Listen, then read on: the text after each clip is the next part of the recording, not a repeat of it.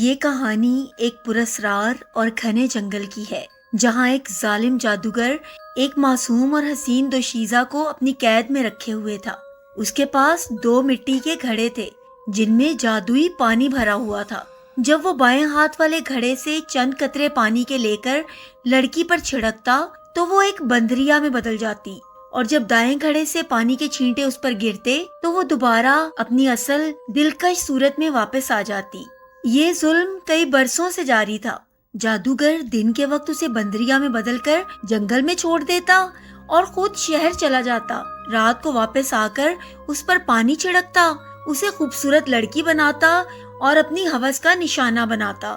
وہ بیچاری لڑکی اس اذیت بھری زندگی سے تنگ آ چکی تھی، لیکن اگر وہ بندریا کی شکل میں وہاں سے فرار ہو جاتی تو ہمیشہ کے لیے وہی روپ اس کی تقدیر بن جاتا۔